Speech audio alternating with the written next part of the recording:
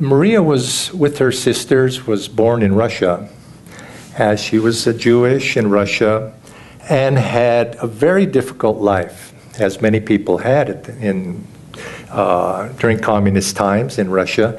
And life was hard, and it was very difficult to be able to receive the resources necessary to actually survive. Not just that it was inconvenient, it was a matter of survival.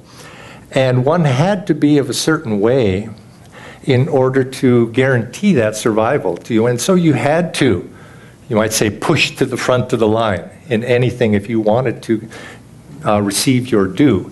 And besides that, just that day-to-day difficulties that she faced in that life, she was also, because of her heritage, she was also discriminated, as situations would happen in Russia at that time. There was discrimination against her being Jewish.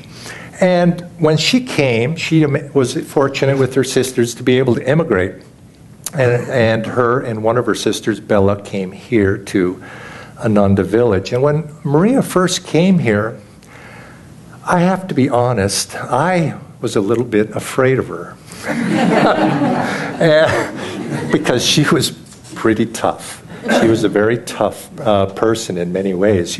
Because there was that tendency as you come over from that culture and you're raised in a survival instinct situation, you don't drop that right very quickly. You don't immediately, all of a sudden, you're now in a different culture and you immediately drop your heritage that way. She was tough. And at least it seemed that way to me, and I'm sure it wasn't necessarily to all, but I found myself avoiding Maria.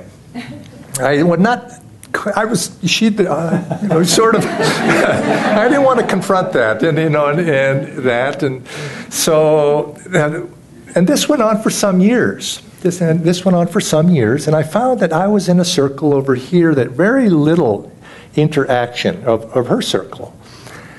And then something happened. She began to reach out to me. I didn't reach out to her. She began to reach out to me, and she started coming up to me and saying, "How are you doing?" And she was starting to be friendly. And I didn't quite know what to make of that. And then, but it kept on happening. Since she'd be really, really friendly. And I began to relax. I said, "Well, gee, that's nice." But I still kept my distance away. But then, as time went by, there was a few things that came when she took over especially later on when she took over the internet and the website management. We had to interact, and she started sending me little email notes. Very kind, nice, encouraging, supportive. When I came back, when I was here, she would reach out. And I said, something has happened. Something different has happened. And she had completely changed. By this time, of course, she had married. And I ended up dropping my defenses. And we became really good friends.